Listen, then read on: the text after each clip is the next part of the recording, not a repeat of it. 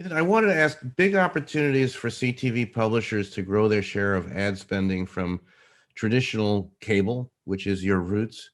Uh, a lot of opportunities, and through this whole syndication scenario. Tell us about A&E syndicating through CTV, and how that's an opportunity for both, I guess, licensing, but moreover, advertising revenue. Sure. Well, we firmly believe in the advertising model.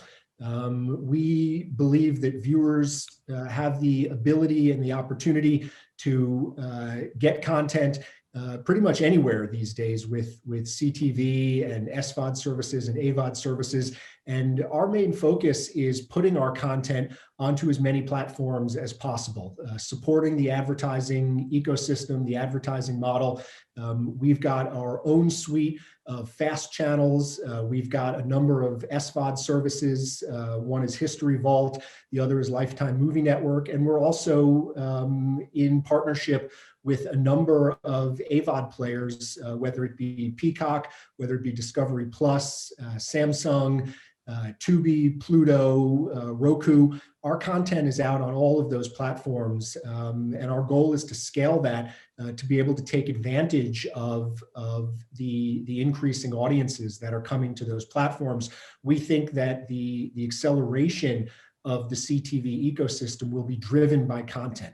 The more content that there is, the better quality that content is, the more viewers are going to come and the more money is going to follow. Ethan, let me ask you, in terms of this hyper syndicated scenario for you guys as one of the major content providers across all these platforms, is it licensing deals, or are these advertising opportunities that you make available yourself or through your partnership with these platforms? What is the monetization scenario here? It's a combination of both licensing and ad sales. It really has to do with what's best for the platform and what's best for A&E networks. There are a number of platforms where we participate in the ad sales. Roku, Tubi, Pluto, Samsung, that is an ad sales opportunity that our clients can take advantage of. They're getting the best quality A&E content on those platforms. Whereas other deals, like our recently announced deal with Discovery Plus, is a licensing deal. Got it. I wanted to ask about ad serving, which might seem arcane to some people, but it's certainly important. Tell us about ad serving from a publisher's perspective, both on your properties and then through this sort of syndicated scenario.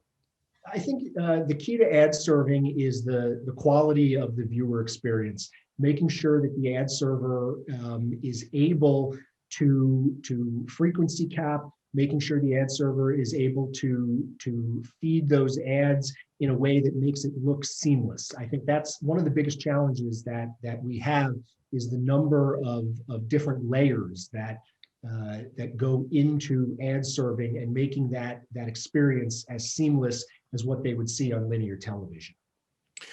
So what does the programmatic world look like for CTV? How is it changing? We hear a lot about header bidding. We hear a lot about different kinds of deals. And of course, a wholesale shift, as you and I have been talking about over the years, towards a programmatic solution. What does the programmatic solution look like for CTV, and where might it be going? Well, it's programmatic, and the programmatic solution is absolutely the future when it comes to CTV. The ability to match up content with audiences, and then the ability to bring in addressability into that is all furthered by the programmatic ecosystem. And I think that, while it is complex, there's a lot of simplification that is coming into that marketplace. It allows the buyer an easier access, lower workload. It also allows the publisher to better monetize the inventory across all of those programmatic audiences. So tell us a little bit about identity and targeting and addressability. That's a big topic. I know you guys are deep into that. You have been for a while. How is that changing? And there's a number of industry initiatives that are going on, as you know. What are the opportunities developing for a truly addressable TV opportunity? Yeah, I mean, identity is both the billion-dollar opportunity and also the 800-pound gorilla in the room. Identity remains really, really challenging. Getting household IDs quantified and standardized across all of the different CTV providers, that is something that is very challenging. I think the first and foremost, the key to getting identity resolved is understanding the different identity standards across the different platforms, and somehow standardizing them in a way that you can trade off of them. There's also a big challenge going from household identity down to individual person identity, and to get to an addressable future. That is something that really needs to be solved, and it's something that there's a lot of progress being made on. I think that 2021, especially with the fading away, the potential fading away of cookies, I think other solutions begin to come to the fore and begin to make identity a more robust and a more streamlined process. And, finally, I wanted to ask just some thoughts about coming through this whole COVID period, which we're not through with quite yet. Its impact on consumer preferences, which has been huge. There's also been a big impact on production, of course. Um, just sort of some views on this last 10 months, sort of the good, bad, and where we might go from here. Sure. I think the last 10 months have been really fundamentally groundbreaking in terms of personalization. The idea that instead of going out into the world, we're bringing things into our home now that we've never been able to bring into our homes before, whether that's the food we eat, whether that is the products that we buy, and certainly the media that we consume.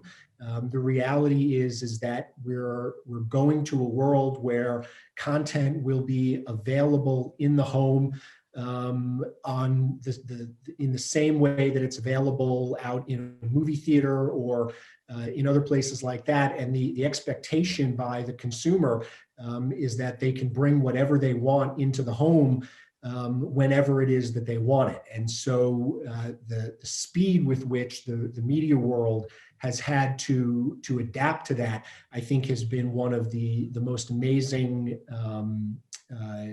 things to come out of this COVID environment.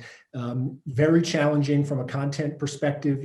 California just announced another production shutdown. A lot of the late night shows, I saw Jimmy Kimmel is going back into his home starting this week. But I think the flip side with that is the technology advancements making that possible. That just because you can't produce in a high volume way out in the world doesn't mean you can't produce in a high volume way from the talent's home.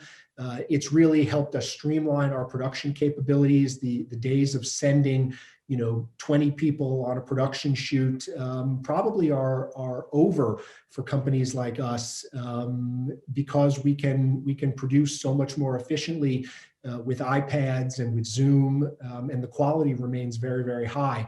I think that continues to move forward into the future.